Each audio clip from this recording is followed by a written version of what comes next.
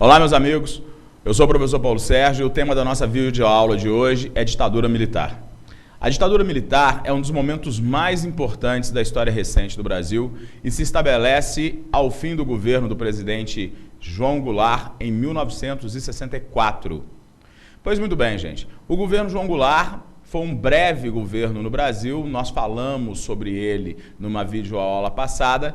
E só para a gente contextualizar, só para lembrarmos, João Goulart havia sido ministro do Trabalho de Getúlio Vargas. João Goulart, na vigência do seu mandato, do exercício do cargo de ministro, ele havia proposto um aumento de 100% para o trabalhador brasileiro. João Goulart, chamado de Jango pelos brasileiros, ele foi vice-presidente de Juscelino Kubitschek, foi vice-presidente de Jânio Quadros, que ao renunciar, pós-campanha da legalidade, ele se torna presidente da República. E é bom lembrar também que, uma vez presidente, Jango passou por uma série de atribulações. No início, tentaram impedir a posse dele e ele só consegue ser presidente da República quando ele aceita, num pacto formado aí com o Congresso Nacional, dominado pelos conservadores, pelos Carlos Lacerda, etc., ele aceita que o Brasil se torne uma república parlamentarista.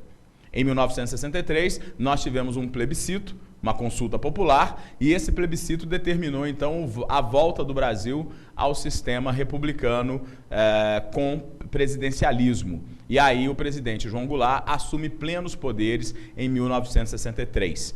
Porém, eu quero chamar a sua atenção para um outro detalhe. 1963 já é véspera do fim do governo do presidente João Goulart, porque em 64 ele deixaria o poder, haveria eleições em 63, final de 63, haveria eleições em 64, para que em 65 o Brasil tivesse um novo presidente. Mas não é isso que vai acontecer. Nós teremos aí uma longa noite de censura, de ditadura, de tortura, de desrespeito aos direitos humanos no Brasil, a partir do momento em que o presidente João Goulart sofre um golpe de Estado. Pois muito bem. Para a gente poder compreender muito bem tudo isso, nós vamos começar a perceber quais relações, que fatos levaram ao estabelecimento da ditadura militar no Brasil e já no ocaso do governo do presidente João Goulart.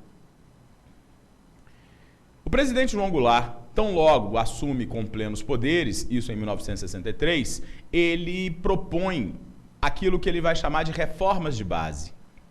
E essas reformas de base, gente, elas seriam de fato necessárias, porque o Brasil, do ponto de vista basilar, na sua estrutura, ele precisaria fazer sim, inclusive ainda hoje, uma série de reformas profundas na sua sociedade. Mas o que o presidente João Goulart propôs naquele momento? Ali você pode observar a fotografia, está o presidente João Goulart naquilo que era muito comum naquela época, que eram comícios. Comícios eram reuniões, eventos populares, onde o presidente se expunha num palanque e ali cercado pelos seus correligionários, cercados pelo povo, ele falava diretamente para as massas. Ao fundo, Maria Tereza Goulart, esposa, primeira-dama do presidente João Goulart, belíssima, diga-se de passagem. E nós teremos, então, as reformas de base. O que se propunha nas reformas de base? Se propunha uma reforma administrativa.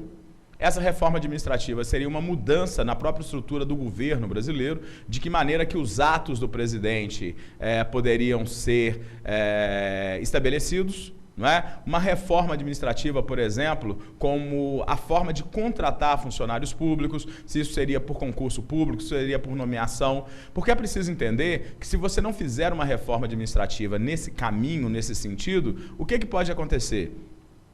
Você abre mais espaço para o nepotismo, você abre mais espaço para o patrimonialismo, as pessoas usarem o Estado como se ele fosse uma coisa privada, pessoal, fatos que nós ainda, infelizmente, temos na história do Brasil no momento presente.